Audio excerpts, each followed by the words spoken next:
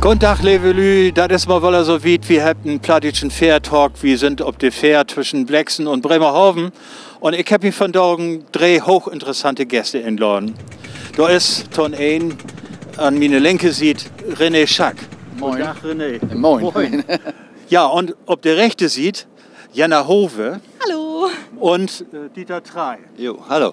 Ja, warum habe ich die drei eingeladen? Sie habt letzten Winter und in Vorjahr ein großes Theaterstück zusammengespielt. Die beiden, ob meine rechte sieht, habt die beiden Hauptrollen gespielt und ob der linke sieht, der René Schack wäre der Regisseur von das Stück, der hätte das auf die Bühne gebracht. Und wir habt jetzt ein letztes Problem, die Dreh sind nicht so, Dieter Trey auf jeden Fall, aber René und Jana sind nicht so ganz fast, was das Plattische angeht, aber mag nichts. Aber René, erzählen beten was über das Stück.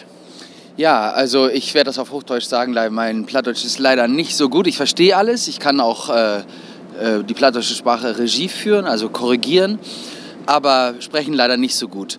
Über das Stück, ja, das Stück hat ja durch diesen Film hohen Bekanntheitsgrad bekommen und ist eine Geschichte einer Familie, eine Familientragödie, die also dahingehend ist, dass der Großvater an einer Krankheit leidet, die Alzheimer heißt und dass das Ehepaar mit einer Tochter zusammenlebt und man auch merkt, dass sie eigentlich gar nicht mehr so eine gute Ehe führen und durch diese Krankheit und die Liebe der Tochter zu dem Großvater kommt die Familie wieder zusammen. René, wir vergessen den Titel zu sagen. Ja, das ist Honig im Kopf. Ja, das ist Honig im Kopf, ne? Allzeit bekannt und darum geht das, ja. Gut, in den Artikel, den ich gelesen habe, noch mal in der Nordwestzeitung steht oben über eine gute Geschichte, mag noch kein gutes Theaterstück. Da hört auf jeden Fall noch gute Schauspieler dazu. Und das wären wohl nicht bloß so Laienschauspieler, sondern das wird richtig gute werden. Jana, welche Rolle hast du gespielt? Ja, ich war die Tilda, also die Tochter, von der René gerade schon erzählt hat, die sozusagen den Opa begleitet hat auf seiner Reise auf der Suche nach dem Glück, sage ich jetzt mal. Ja. Dieter, und du wärst der Opa? Ich habe dann Armando gespielt, der in das Stück dann an Alzheimer erkrankt, also immer wird mehr von der Krankheit rüberbringen. Was habt diese beiden Rollen mit gemacht? Hat das Ihr Leben verändert? Ja, ich würde schon sagen, auf jeden Fall. Also es war meine erste Rolle im Erwachsenentheater und es ist natürlich nochmal was ganz anderes als so ein Jugendtheater. Und ja, für mich hat es sehr viel bedeutet, auch gerade mit Dieter zu spielen, weil es einfach eine sehr emotionale Rolle war. Und Dieter hat mich da immer sehr gut unterstützt. Auch René, also auch alle anderen, das ganze Team, also hat mich da sehr unterstützt, was meine Arbeit anging. Und ich habe mich nie alleine gelassen gefühlt und das hat mir auf jeden Fall sehr geholfen für meinen weiteren Weg. Dieter, so wie das bei dir? Ja, wo wird das bei mir? Als ich das Angebot kriege von der Bühne, dass ich das spielen soll, wie sie normalerweise von diesem Typ keinen anderen Spieler haben und Jana natürlich auch, habe ich jetzt überlegt, ob ich die Rolle spielen soll. Aber dann habe ich mir entschlossen, das doch zu machen. Und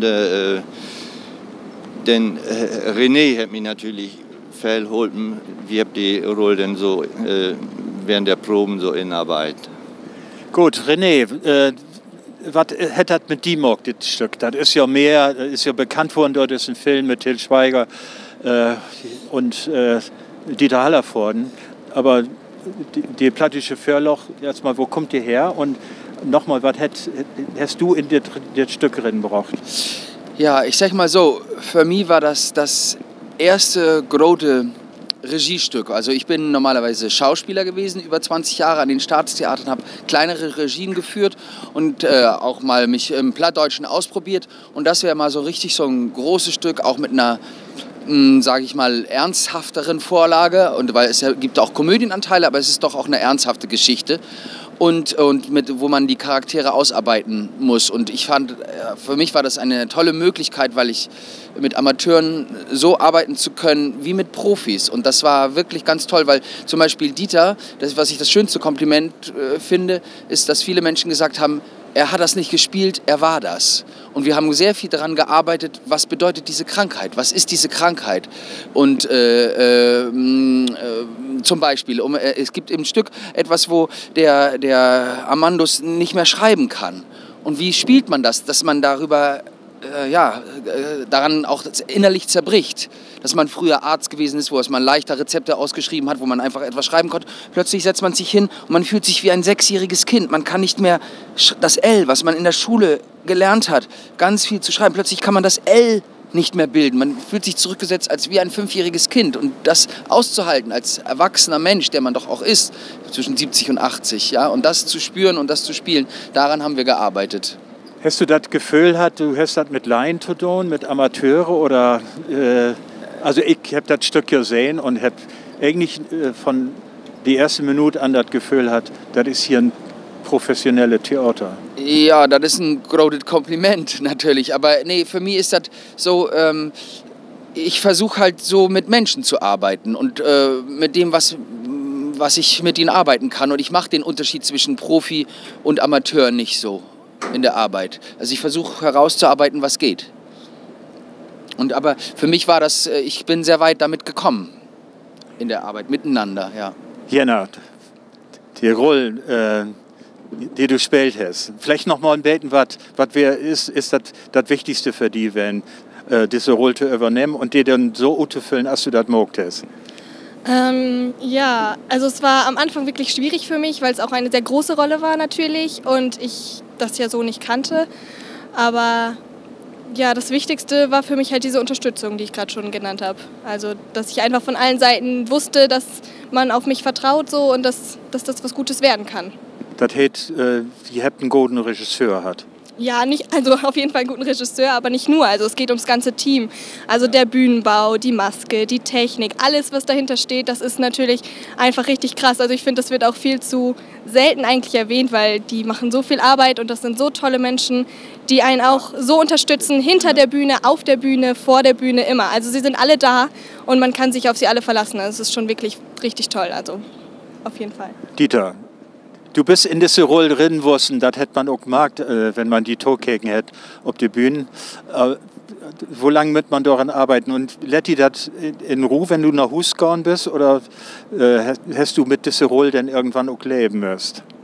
Naja, man lebt doch ja mit der Rolle, denn die ganzen Proben wird ja aber da die Proben hat und da bleibt in Hus natürlich auch nicht, man kann nicht so abschalten. Also das geht dann immer doch den Kopf dann. Wo mag man das, was René sagt, kannst du dazu umsetzen, wo er das will. Und das wird manchmal ganz schön schwierig, auch in Hus. Gut, also ich habe gehört, ihr habt meist da die Vorstellung hat, Sie müssen immer 8 Teilen. Die müssen immer wer neu legen. Teilen werden, glaube ich, versehen und sie werden all gut verkauft. Gibt das vielleicht eine Fortsetzung? Token Jahr oder das Jahr vielleicht noch? Also ich glaube, bis jetzt ist nichts vorgesehen. Also plant ist das jedenfalls bis jetzt noch nicht. Also ich will dann auf jeden Fall jo mit noch Neenburg geben. Also ich allein bringe sicher eine komplette Vorstellung mit, wenn ich das vertelle. Also auf jeden Fall, das lohnt sich. Ne? So, das Ganze halber jetzt eine Fortsetzung. Ihr habt das Stück jetzt vor kurzem nochmal spielen müsst oder dürft in Cuxhaven. Was wäre da los? Ja, da war ein Theaterfestival, das erste plattdeutsche Theaterfestival für Erwachsene sozusagen.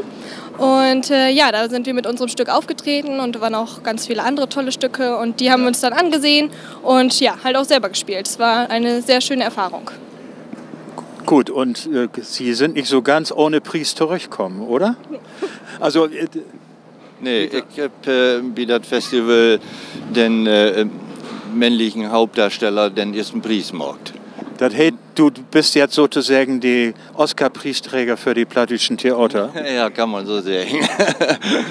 Wir haben natürlich große Konkurrenz da und ich habe da wirklich nicht mehr direkt, dass wir das machen können. Oder ich. Aber die ganze Crew stand noch achter mir. Ne? Als die Preisverteilung da wäre, dass wir ja in Juchai, dann als das durchkäme, als ich das kriegen. Ne? Und ich kann sagen, er hat das verdient, oder René? Ja, Hätte verdient. Auf jeden Fall. Auf jeden Fall hat er das verdient, ja. Aber es war schön, was Jenna noch gesagt hat, dass es wirklich auch die ganze Crew war. Dass es auch für mich beglückend war, erleben zu dürfen, dass das Stück, die Vorlage war gut. Also die plattdeutsche Übersetzung, die Figuren, das Casting, die Kostüme, das Bühnenbild, so das Ganze drumherum. Das war ein tolles Erlebnis.